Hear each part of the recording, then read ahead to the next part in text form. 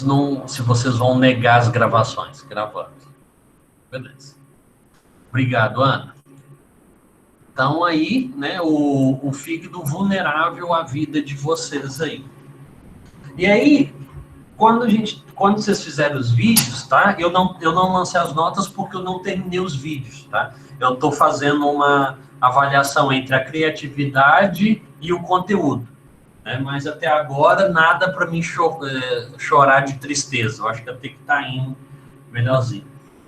O que a gente tem no fígado? O que desse capítulo a gente pode puxar para a nossa vida clínica, seja no laboratório, seja lá no consultório?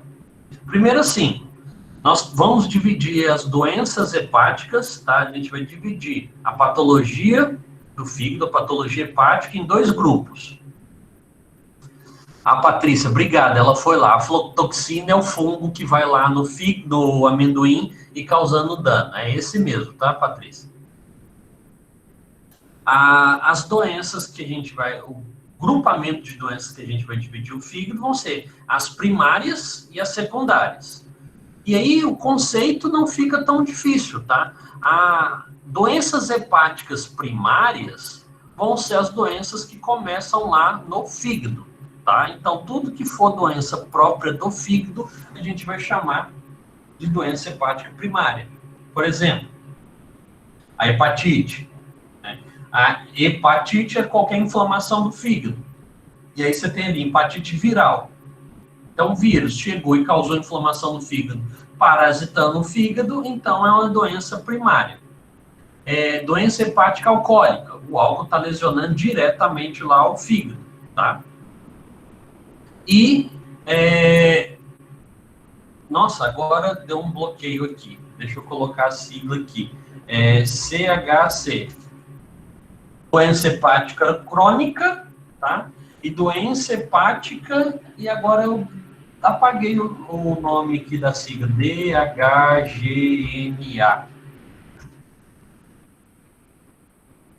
Doença hepática gordurosa não alcoólica. Tá? Eu tive um pequeno Alzheimer aqui. O que é uma doença hepática gordurosa não alcoólica? Quando vocês estão lá, né, o pessoal aí que tem os contatos dos alunos da biomedicina vai manter o contato aí por mais 10, 20 anos. Aí vocês vão ver que a fisionomia deles vai mudar muito, né, durante 10, 20 anos depois da formatura.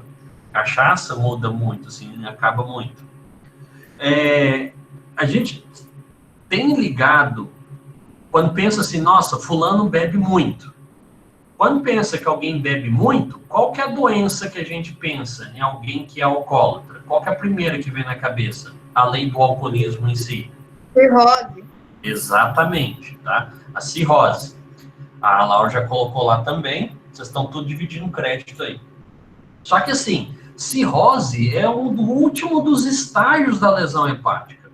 A cirrose vem de um processo de lesão contínua que vai substituindo o hepatócito por tecido fibroso.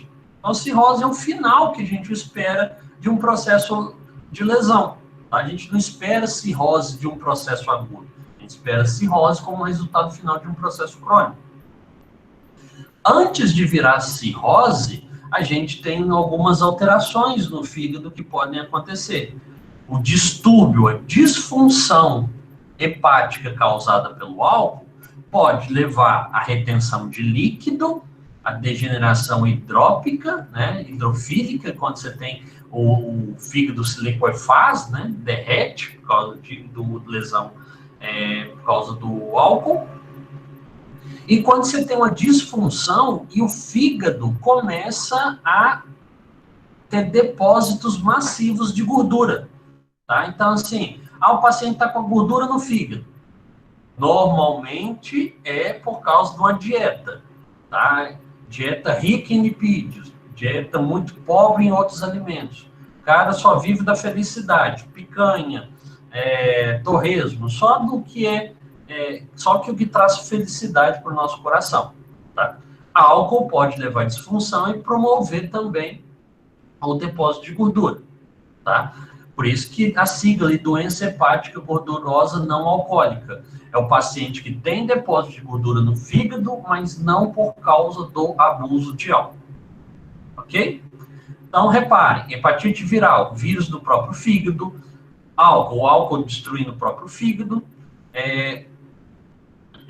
doença hepática crônica, qualquer outro tipo, né, vascular, autoimune e tal, e a doença genética, né, uma doença hepática gordurosa não alcoólica. Beleza? E aí a gente tem as secundárias, que está lá, cardíaca, câncer, infecções extrahepáticas. Qual que é a diferença? O fígado está de boa, só que ele começa a apresentar alterações porque problemas fora do fígado começam a prejudicar ele. Então, primária, o que está prejudicando o fígado está dentro do fígado, faz parte do fígado o problema. Nas secundárias, o fígado está sofrendo, mas por problemas que estão vindo de fora. Um câncer pode começar fisicamente, começar a crescer, empurrar o fígado e começar a matar, lesionar, causar, espremer o fígado ali mecanicamente, atrapalhar o funcionamento dele. Um câncer pode começar a liberar metabólitos que vão causar lesão no fígado. Bactérias, a sepse pode não ter alcançado o fígado, mas o metabólito dela pode causar lesão no fígado. Então, sim, gente, bem nisso. Problemas primários, intrínseco do fígado. Problemas secundários, outros que não são de dentro do fígado. Ok? E nós temos uma dualidade aqui entre a detecção clínica e a doença hepática crônica. E aí quem vai estar com mais vantagem na pergunta que eu vou fazer é o pessoal que já está aí no laboratório, tá? O pessoal que já está em outras clínicas, né? Está fazendo isso. E sim, eu estou falando de Vanessa, de Laura, de Alexia e companhias aí. Não, o povo que está analisando a água não pegou essa não, tá? Mas pode ter aprendido pelos estudos. Como que seria a detecção clínica de doenças hepáticas? Você fala por exames, tanto de imagem quanto de sangue? Aí você está pegando o aporte diagnóstico, né? Laboratorial e por imagem. O pessoal da Bio, como bebe muito, e a Isabela, o Tomazinho, pensa quando vocês sentem depois daqui final de semana que vocês virou todas.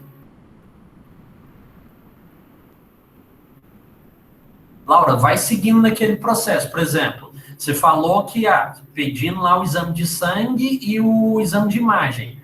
Mas por que teria pedido o exame de sangue ou o exame de imagem? A pessoa ficar amarela, esqueci o nome. Porque a pessoa vomita sangue. Quem falou vomitando sangue? Eu, Ana Paula.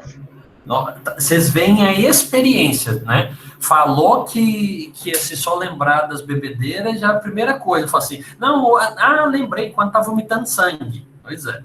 Né? Então, olha só, a Alexia colocou TGP, a Vanessa Nayara colocou TGO, TGP, a Vanessa também colocou bilirrubina. Esses são os parâmetros, depende, meu pai com problema no fígado estava muito vermelho, em vez de amarelo. Calma, Luana, que eu vou ter que pedir detalhes disso daí, tá?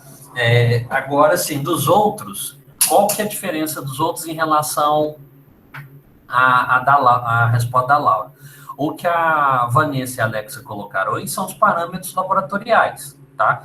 Pessoal da Nutri, esses TGO, TGP e bilirrubina, TGO e TGP são moléculas que estão dentro das células hepáticas, tá? E quando elas aumentam, significa que no sangue, quando aumenta elas no sangue, significa que está tendo alguma lesão, tá? Não necessariamente que acabou com o fígado todo, mas que tá.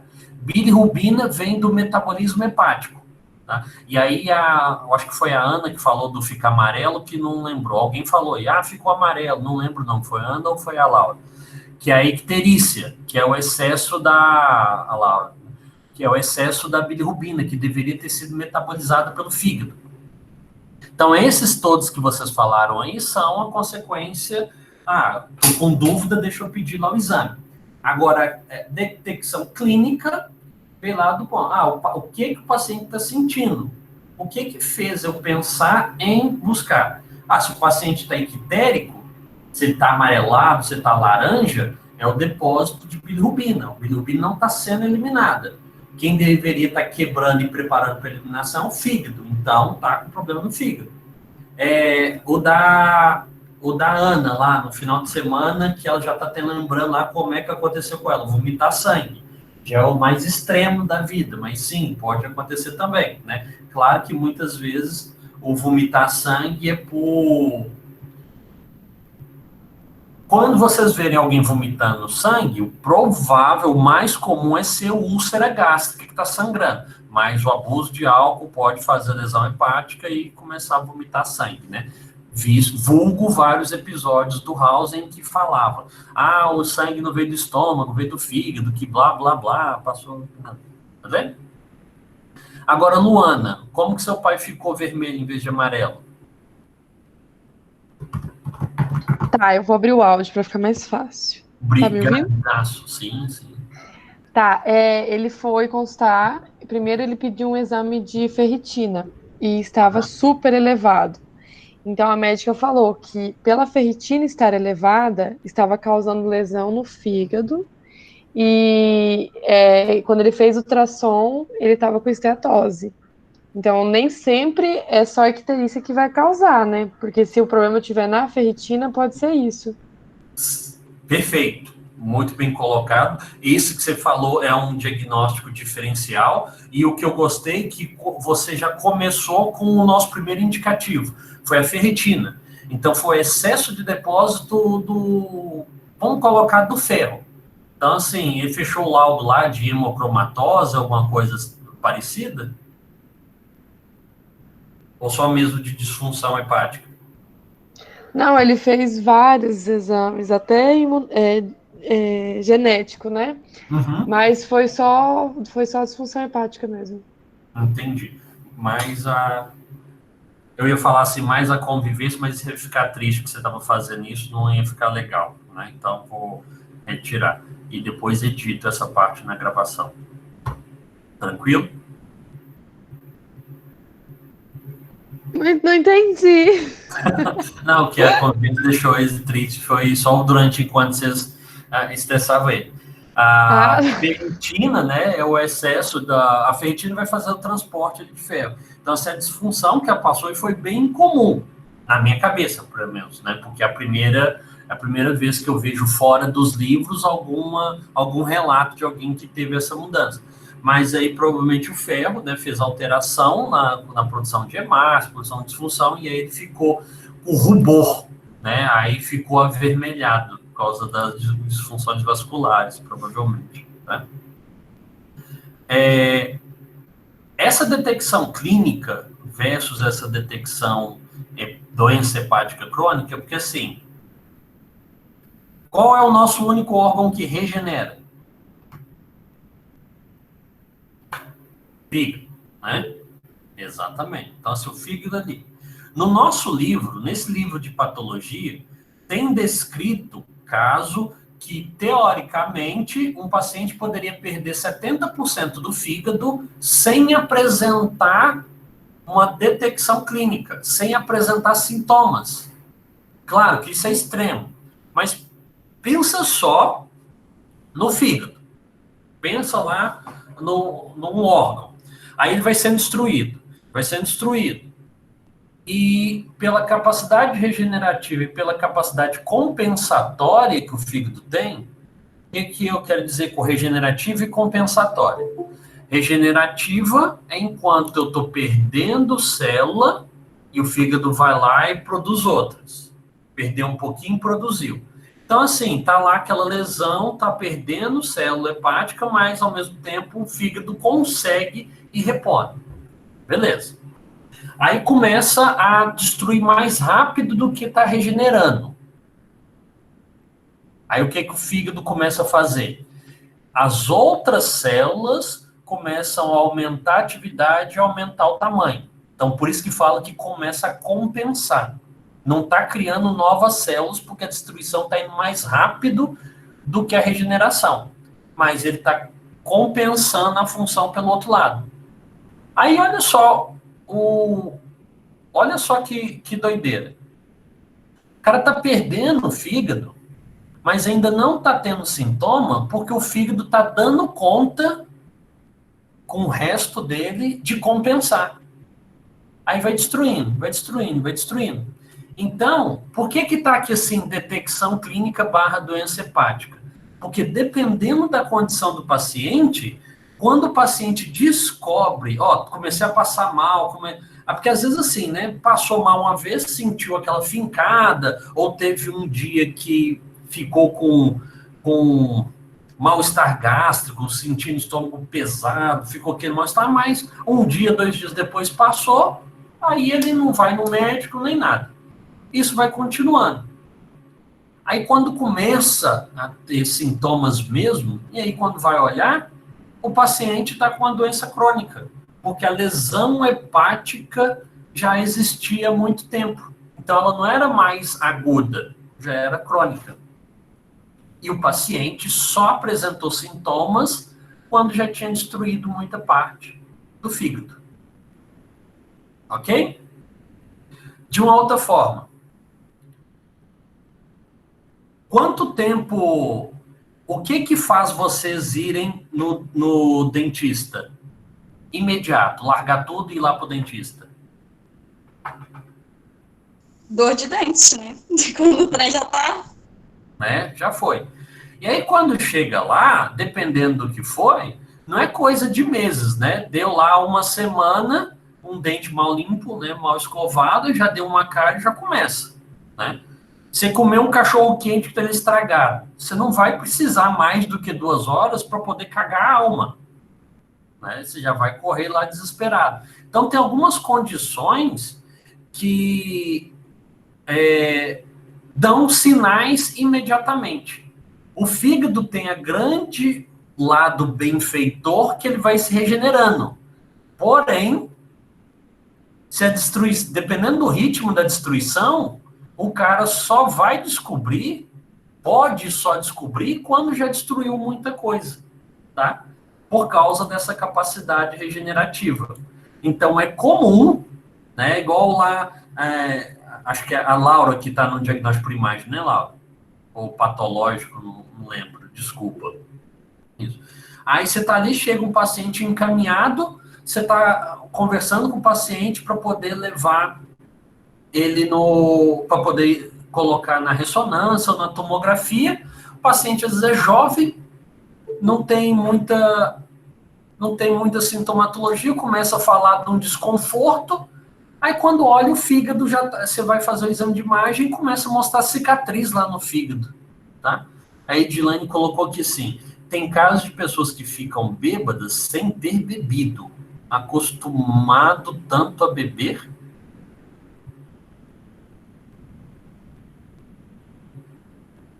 Edilane, você bebeu? Traduz para nós isso daí. Tem casos de pessoas que ficam bêbadas sem ter bebido. Acostumado de tanto beber. É porque tem um caso de um homem aqui perto que ele tem cirrose. Ele fica bêbado mesmo sem ter bebido. Tipo, é automático. Ele simplesmente começa a ter os sintomas de estar bêbado, mas só que não tá. E o médico disse que isso é normal, de tanto ele ter bebido. Ah, tá. Aí é porque é o seguinte, ele já destruiu tanto o fígado dele que ele não está metabolizando direito. Aí ele começa a ter problemas no aporte da glicose e o problema na metabolização dos corpos cetônicos. Aí o cara fica meio grogue, meio lesado lá, não é porque está com efeito alcoólico, é porque o fígado não está deixando metabólitos que atrapalham o funcionamento cerebral, tá? Assim, ali aquela parte ali de cetonas, né? Me falhou um pouco agora o ciclo de Krebs aqui, da bioquímica. Mas é nesse sentido, tá? O prejuízo hepático atrapalhou o metabolismo, que dificultou ou está sendo irregular a distribuição de glicose e o acúmulo de metabólicos cetônicos, tá? Que aí vão direto para o cérebro, o cara fica meio mongol. Fora que o álcool também ataca, né? A biomedicina UNESC. Professor, o que o senhor acha da desintoxicação do fígado e da vesícula?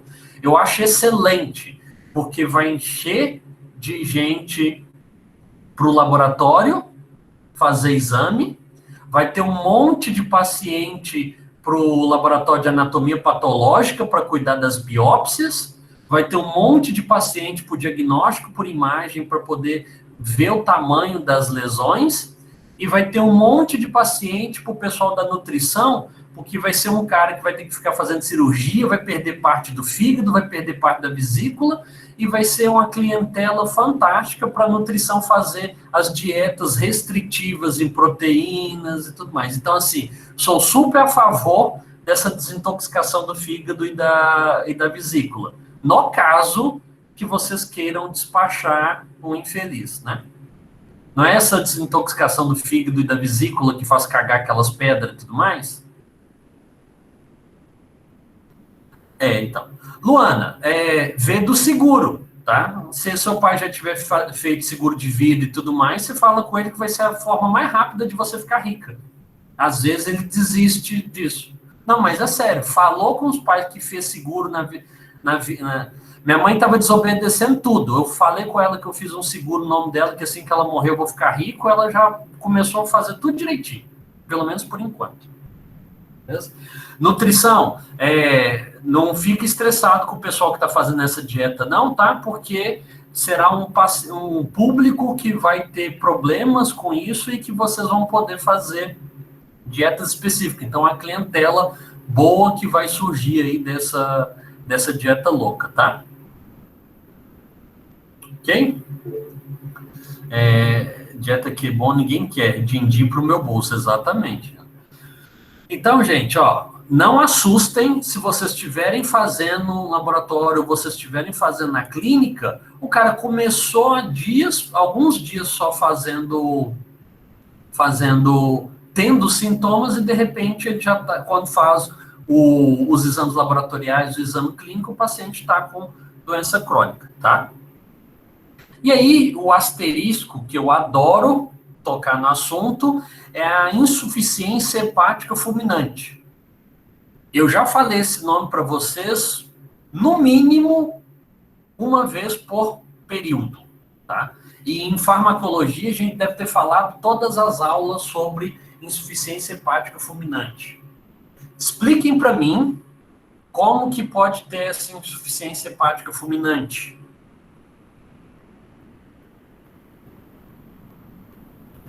Lembra de farmacologia. Qual medicamento? Abuso de substâncias, medicamentos? Isso, aí tem um medicamento Paracetamol? que é assim, paracetamol. Tá? Paracetamol.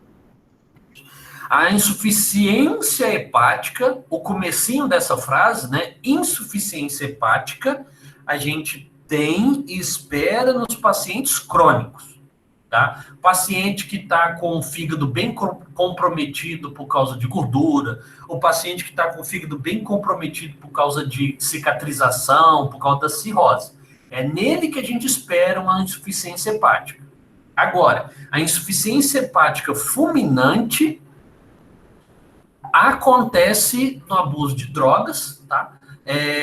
O mais comum é por vir de fármaco, e o do fármaco que isso acontece muito é o uso de paracetamol, tá? A insuficiência hepática fulminante, né? O fulminante é o imediatismo. Você tem uma necrose hepática extensa e contínua, porque necrosa libera substância tóxica, que necrosa o hepatócito do lado, que necrosa, que passa para o outro, que passa para o outro. Aí você tem uma destruição massiva e muito rápida, tá? Pacientes em insuficiência hepática fulminante sobrevivem a dias e no máximo semanas, tá? O cara que tem a sorte de sofrer 2 meses, tá? É muito. E o que é legal, porque assim, o fígado não vai estar funcionando direito e aí pode atrapalhar o uso dos medicamentos e às vezes o paciente nem com morfina consegue ficar livre totalmente da dor. Legal, né?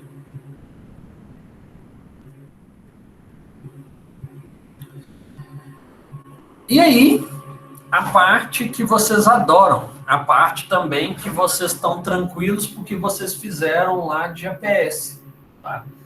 A parte que mostra o grupamento entre o que está relacionado com o hepatócito estar íntegro, tá? O hepatócito está lá bonitinho. O que tem a ver com a secreção da bile, tá? E o que tem a ver com função dos hepatócitos. Então, vamos lá. Se eu tenho... Aí está na sigla inglesa ainda, antiga, mas assim, se eu tenho TGO, se eu tenho TGP e se eu tenho LDH aumentado, é porque eu estou tendo destruição dos hepatócitos. TGO, TGP e LDH, eles estão dentro do hepatócito. Se começou a aumentar na corrente sanguínea, é porque arrancou do hepatócito. Para arrancar do hepatócito, só se o hepatócito está necrosado. Então, vocês pegaram um exame que vocês fizeram de algum parente, de alguém, olhou TGO, TGP e LDH alterado, significa que alguma coisa lesionou o fígado do paciente. Tá? Perdeu o hepatócito, destruiu o hepatócito. Aí eu vou pular ali por último, tá? Da função. Se o paciente está com níveis alterados de albumina, se tempo de protombina, que é a coagulação, em hematologia a gente vai ver isso direitinho, tá? Se o tempo da coagulação estiver alterado, vocês sabem o que é bafo cetônico? Bafo de amônia? Bafo diabético? Vocês já ouviram falar esse termo? Você já falou uma vez, prof, mas não tô lembrado agora o que exatamente é.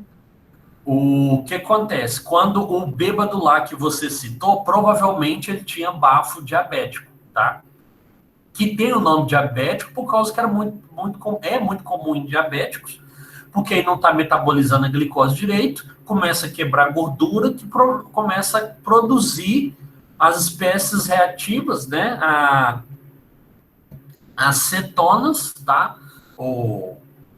Que tem até da dieta cetogênica, os corpos cetônicos, que devem ser convertidos, né? E aí o paciente começa a produzir muita amônia. E é volátil, né? Então fica saindo esse bafo. Qualquer um de vocês consegue reproduzir isso sem ter uma lesão hepática. Basta vocês ficarem muito tempo sem comer. E começa a vir aquele hálito mais forte, tá? Esse hálito de amônia significa que o fígado não está metabolizando direito, tá? Não está produzindo a via de distribuição de glicose direito. E aí começa a dar esse bafo cetônico, tá? Esse que é chamado de bafo diabético, tá? Esse último eu vou deixar, até essa aminoprimina não é nem tão comum mais, tá? E eliminação de galactose, tá? Isso também já é de exame muito específico. Então, assim, o que mostra se o fígado está destruído ou se ele está inteiro? TGO, TGP, LDH. O que mostra que está tendo alteração no funcionamento? O fígado começou a sofrer, mas ainda não foi destruído. Aumento de albumina, alteração do tempo de coagulação, demora mais tempo para coagular, bafo cetônico, tá? E a bile são a bilirrubina, tá? E aí, assim, tem um tanto que o fígado, que o rim libera bilirrubina. A Vanessa, deixa eu ler aqui porque está correlacionado. Por que o recém-nascido tem um aumento da bilirrubina total e já a bilirrubina direta está dentro dos valores de referência? Por causa da bilirrubina ligada, que ele ainda tem um pouquinho ali do sangue da mãe, que está sendo destruído, tá? As hemácias deles estão sendo quebradas, e é por isso que alguns bebês têm que fazer o banho de luz, tá? Porque a luz solar, por que recém-nascido fala para poder tomar sol? Tomar sol não, né? Que ele não vai pegar nem pôr num copo, né? Ser exposto ao sol, né? Para poder não morrer ou não passar mal ou ajudar no desenvolvimento. Porque a radiação, né? A radiação solar ajuda a quebrar a bilirrubina, tá? E as frações da bilirrubina. Como o recém-nascido ainda tem ali um pouquinho de sangue da mãe, o metabolismo das hemácias dele está acelerado, ele precisa desse acesso, desse sol e desse banho de luz, tá? Essa é a diferença entre a total e a direta. O bom em bioquímica, tá, Vanessa? Que você vai ter bons exemplos desse em quadro clínico que vocês vão fazer bastante relação entre elas, tá? E aqui, o que você tem? Você tem a total, que é a não conjugada mais a conjugada, tá? Igual você está perguntando assim, qual que é a diferença entre a direta? Porque aí a gente tem a indireta misturado, né? O que é 04000, alguma coisa aí? Eu acho que o gato do Biomedicina Unesco subiu no teclado dela ali. Bilirrubina em excesso também pode mostrar função renal alterada, tá? Se ele está em excesso ali e o resto não. Então a gente tem que fazer um diferencial entre eles. Mas no exame de sangue, a gente consegue ver se está destruído o fígado, se ele só está com problema de metabolismo ou se está tendo problema de eliminação da bile. Ok? Pode seguir? Já perdi vocês ou vocês estão vivos ainda? Vivíssimos, por enquanto, né? Vivíssimos por enquanto. Beleza. Vive. Isso aí. Então, vamos lá. Uma lâmina que é bem... Depende, né, Rafael? Uma lâmina que é bem bacana da gente ver em laboratório são as que a gente vai ver quando retornar às práticas, é a de lesão hepática, tá? Que é bem fácil da gente identificar esse tipo de lesão, tá? Quais são as alterações que a gente consegue ver numa lâmina, tá? A degeneração do hepatócito, que aí a gente começa a ver dejetos dentro da célula, que ele não é para ter vesícula, não é para ter granulação ali dentro. Eu não vou pedir para vocês ficarem imaginando tanto, porque afinal a gente vai ver isso na prática, tá? Começa a ver a diferença entre corpos necróticos e a apoptose, tá? Inflamação, que vai ser o acúmulo lá de linfócitos, tá? De leucócitos. E que vai conseguir ver na regeneração ali corpos mitóticos, que mostra que a célula está multiplicando, e ver a fibrose, né? Que basicamente a gente vê uns trem rosa reto no lugar do hepatócito, tá? Ok? Então, assim, essa questão tecidual, esse é o conjunto que a gente consegue ver na lâmina de fígado. As lâminas que a gente tem no laboratório, e assim que a gente tiver lá, a gente a gente vê elas, tá? Ok? Tem 7 mensagens, deixa eu ver o que é. Só vocês dizendo que estão vivos. E assim... Tá aqui, síndrome em decorrência, diferenças, doenças. Lembrem que síndrome é um conjunto de sinais e sintomas. Então, o que a gente pode ter em decorrência de coisas diferentes? O que pode acontecer com o paciente por N motivos? A insuficiência hepática, né? Se a gente lembrar ali o que está de fatores intrínsecos, né, primários e secundários, a infinidade de coisas, tá? Cirrose, que a gente falou como exemplo o alcoolismo, o abuso de álcool, mas existem outras situações que podem levar à cirrose, tá? Pacientes com hepatite C ao longo do tempo, além de aumentar a chance de câncer, também a ocorrência de cirrose. Hipertensão, tá? O que fala de hipertensão portal, hipertensão dentro do próprio fígado, tá? E as alterações do metabolismo.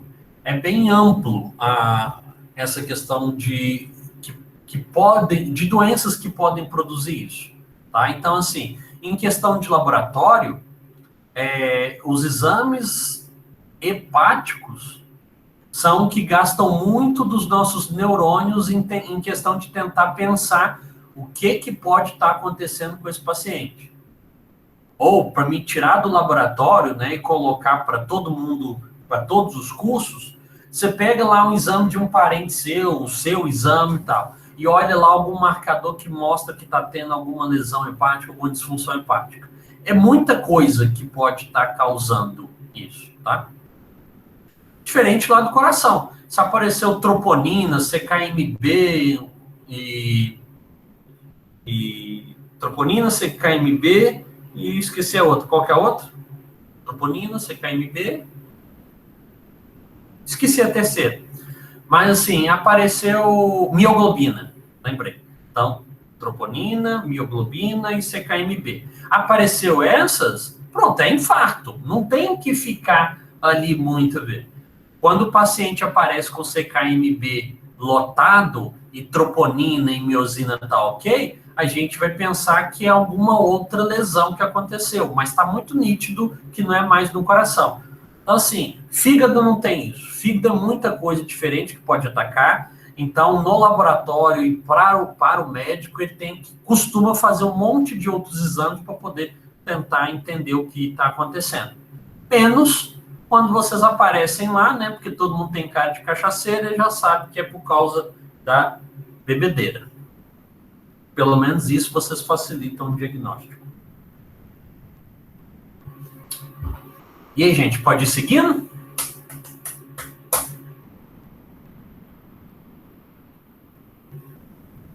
O silêncio consente, né? Então, lá. Insuficiência hepática é a última coisa que é, Vanessa? CK-NAC? O que é o CK-NAC, Vanessa?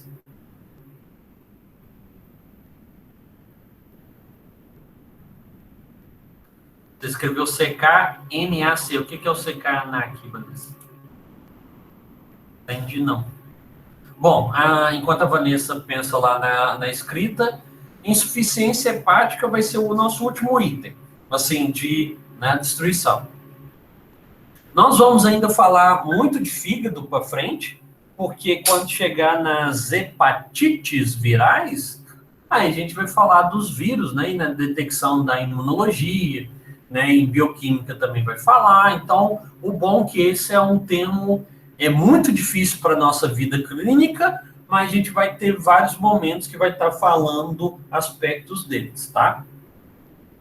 Mas o que a gente não gostaria de encontrar, que a gente não gostaria de ter, o que a gente não gostaria que algum parente nosso tivesse, é a insuficiência hepática, tá?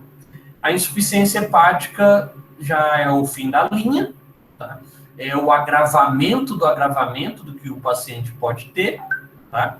E normalmente vem da destruição do hepatócito, porque afinal, né, tá perdendo tecido hepático. Ah, tá, a Vanessa colocou ali creatina quinase, exatamente, tá?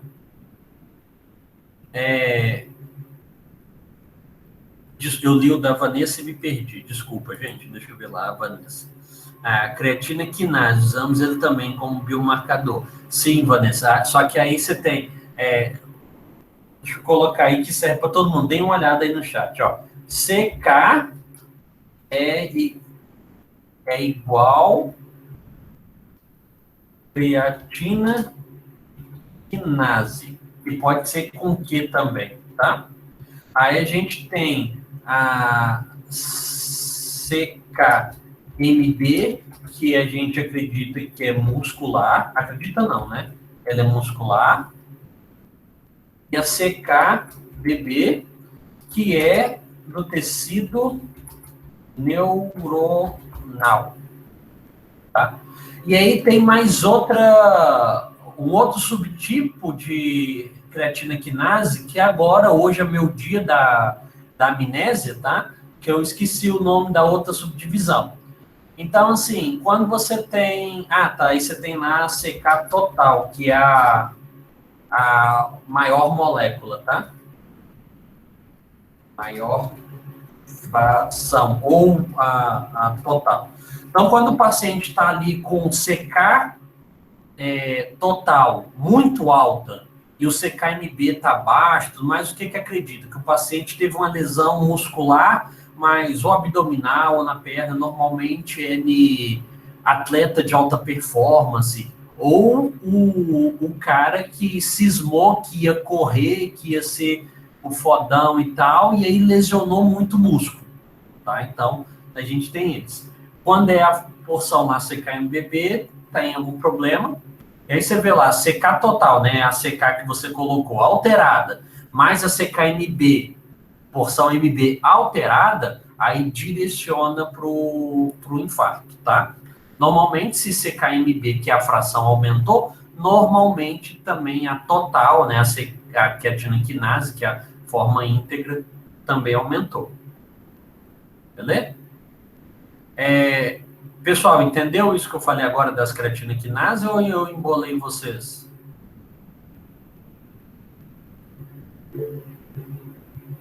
Beleza. Ok, vamos falando, tá, gente? Não vai sofrendo, não. Então, assim, eu estava falando que insuficiência hepática é a pior coisa que a gente tem. Paciente com insuficiência hepática é para fazer transplante, né? Na maioria dos casos, né? Quando não consegue tirar a porção, mas já está na insuficiência, já perdeu. E aí, essa citação ali, ó, perda de capacidade, da capacidade funcional de 80% a 90%, é o que está no nosso livro, tá? Claro que tem pacientes que podem começar a ter sintomas com 30%, 40% do fígado alterado, tá? Então, varia, depende de paciente. Mas nós podemos ter pacientes, sim, que vão perder uma grande parte do fígado antes de ter alguma alteração, tá? O cara que está perdendo muito do fígado, outro entra naquele penúltimo tópico, tá? Porque 80% do fígado é o próximo da gente ter de mortalidade, tá? Os casos de 90% é os casos que o paciente está lá em transfusão extracorpórea, e aí é mais episódios do House. O livro traz, mas ele traz uma realidade americana, né? Aqui, né, a gente tem hospitais, não é uma gama de hospitais para poder atender tantos casos assim com frequência, né? Assim, pelo menos que fica, tá? A gente infelizmente sofre dos casos clínicos brasileiros para poder tomar. Vocês poderiam fazer aí um mestrado, um doutorado e começar a participar de um projeto e escrever livros com os casos brasileiros. Podia ajudar a gente nisso, tá?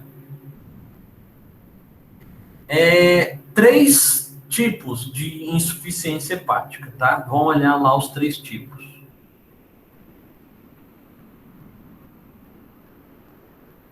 Podemos me seguir, né?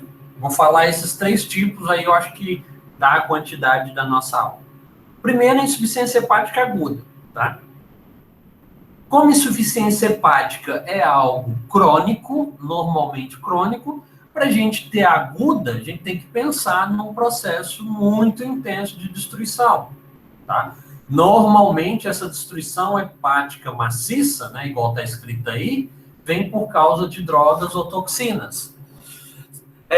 Se vocês estiverem vendo House, igual eu passo 20 anos falando na cabeça de vocês para assistirem House, o episódio lá do amigo do House, que foi tratar um amigo dele que estava com câncer voltando, ele aumenta a dose da quimioterapia do Wilson. O Wilson trata um conhecido dele, aumenta a dose da quimioterapia, e o drama do episódio foi que o fígado foi destruído em 24 horas. Esse é um dos casos verdadeiros que está lá no livro da enfermeira, que a série foi baseada.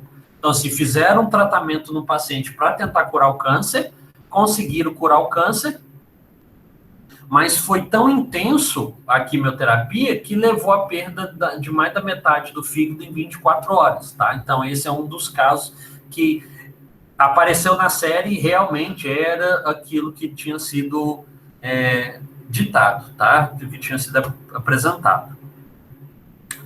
Tá aqui, ó, acetaminofeno, né? Acetaminofeno ou paracetamol. O acetaminofeno é uma das moléculas que sai do paracetamol. Lembre, quando a gente toma paracetamol, ele quebra em 3 moléculas. Uma faz o efeito, uma não faz nada e a outra detona o fígado, que é o acetaminofeno. E nos Estados Unidos, que eles não usam dipirona nos Estados Unidos há muito tempo, por lobby, o paracetamol é disparado no uso lá, então metade dos pacientes que tiveram insuficiência hepática nos Estados Unidos foi por causa do medicamento, tá?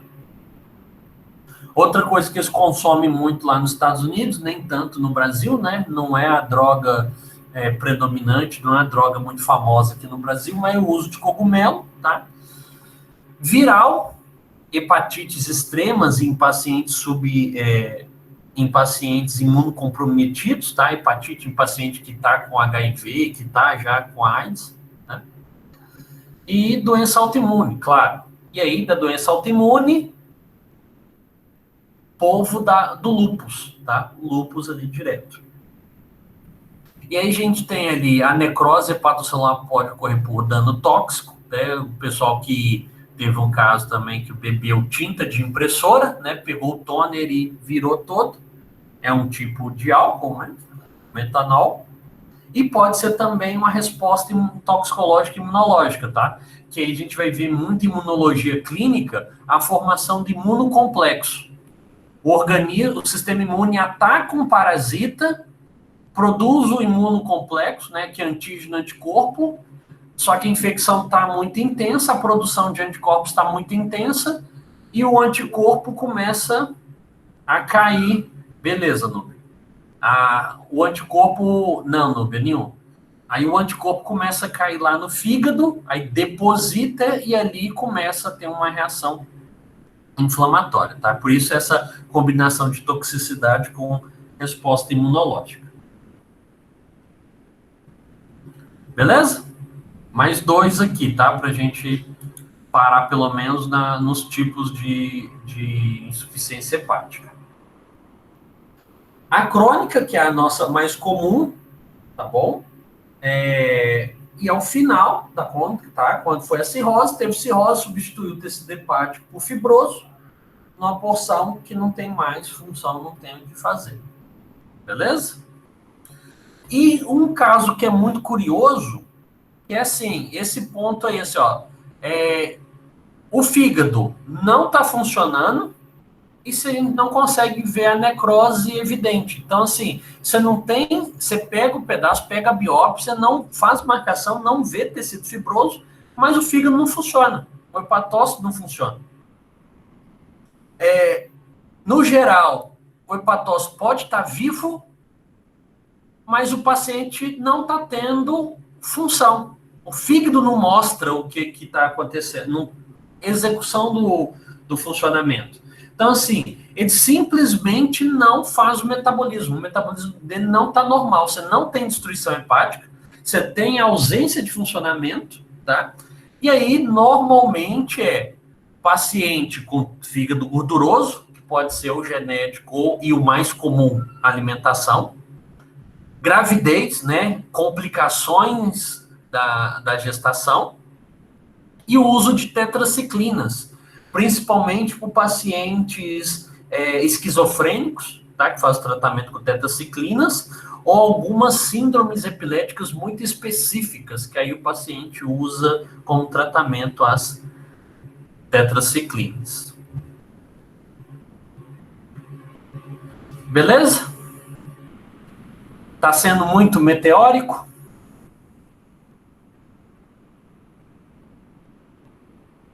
Não? Então, beleza. Então, assim, gente, 10h20, tá? O UTI, então o único motivo, deixa eu ver aqui o estoco aqui. Professor, então o único motivo para ser difícil o diagnóstico é por causa da capacidade de regeneração do fígado? 99% das vezes é a capacidade de regeneração e compensação. Por que eu estou batendo na tecla da compensação? Para a gente ter na cabeça que assim, o fígado perdeu, não regenerou, mas as outras células estão tentando compensar. E aí essas duas coisas, a capacidade de regenerar e de compensar, é o que a gente tem como mais comum de demorar a apresentar os sintomas. Não que o paciente possa ficar completamente sem nada, sem nenhum sintoma.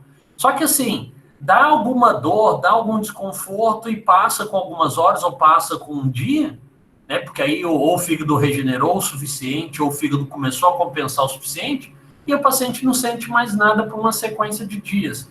Aí passa, foi alguma coisa que eu comi, foi alguma coisa que aconteceu, e agora eu estou bem. Aí vai continuando o processo. Entendeu? Valeu? Ok. Então, olha só, gente. Hoje eu demorei muito para entrar, eu peço desculpa. Eu vou fazer uma pausa aqui, porque é 10h20, eu sei que o nosso horário vai até 10h30, mas eu recebi um e-mail do TI que ele vai fazer uma análise do sistema, então daqui a pouquinho o meu sistema aqui vai cair e eu não estou hoje com o meu material, tá? Eu estou só online, então o sistema que eu estou com o material aqui já vai cair, 10h30. O motivo de hoje de eu não ter feito a extensão de aula foi para poder fazer o levantamento lá com o primeiro período. E eu tenho um pedido para vocês para a próxima semana, tá? Não é nem questão de atividade. Quem vai ter mais facilidade é o povo que está no laboratório. E aí o pessoal que está no laboratório, a Laura, a Vanessa, a Alexia, cobrem, tá, dos seus colegas o seguinte: gente, tenta achar para mim, ou na internet, ou alguma coisa assim, um exame de fígado, seja de imagem, de preferência bioquímico, tá? Para a gente pegar um pouquinho disso daqui, ó, da insuficiência hepática, a repercussão clínica. Eu gostaria que vocês vissem aí, nada valendo ponto, tá? Nada obrigatório, mas se vocês trouxessem para a gente na semana, aí os 10 minutinhos, 15 minutinhos, vocês mostravam para mim rapidinho, e a gente usava os resultados que vocês encontraram para poder falar aqui da repercussão clínica. Tinha não, Vanessa, você vai ir atrás dele e achar de novo e trazer, tá? Tem os laudos das biópsias, serve de biópsia hepática? Sim, sem nenhum problema, porque o bom de você trazer laudo de biópsia, e se o pessoal trouxer laudo bioquímico, a gente já vai amarrando. Por exemplo, a Vanessa escreveu aí TGO ou TGP de 800. Pouquíssimo provável que um paciente desse já não tivesse uma cicatrização no fígado, né? Ela está colocando lá que veio a óbito, a não ser que o paciente dela ali foi de uma insuficiência hepática fulminante. Aí, se fosse fazer uma biópsia do fígado, em vez de ver fibrose, ia ver necrose maciça, ia ver áreas de hemorragia. Então, se vocês conseguirem amarrar os exames bioquímicos e um exame e um laudo de imagem, eu acho que vai ficar bem legal. Não, tipo, não só o da imagem, mas eles normalmente, quando a gente envia os exames, eles retornam o laudo anatomopatológico do laboratório pra gente. Aí eu vou recolher tudo e entregar pra você. Ah, beleza. Só toma cuidado lá só com apagar os nomes, tá? Já vê lá, pede licença no laboratório, tá? Pra você não ter problema, né? Fala assim, ó, eu acho que o médico lá não vai achar ruim, não. Mas pede, tá? Aí você tampa os nomes direitinho, aí disso vira ótimo. Ok? Beleza. Deixa eu ver aqui. Érica... Não, peraí. Cadê? Deixa eu fechar aqui. Apresentação. Jéssica, a Érica, a Patrícia, o Iara, Isabela. Eu só vi a Érica mandando mensagem. E vocês? Foi muito rápido? Não foi? Thalia? Tá de boa. Tá de boa? Então, beleza. Então, gente, valeu, Tauan. Então, assim, hoje foi pouco, tá? Não foi o suficiente. ainda mais fígado, que é mais agradável. Mas semana que vem a gente termina e a gente faz a apresentação. E pessoal da Bio, pensa em um dia à tarde, não é que pensa um dia à tarde. Já tenho em mente que provavelmente à tarde eu vou chamar vocês para a gente fazer uma reunião, né? Teria que ser à tarde para não atrapalhar as aulas, ok? Pelo menos preferencialmente. Beleza? Gente, obrigado por hoje. Boa noite para vocês. E a gente vai falando ainda. Né? Tchau, tchau.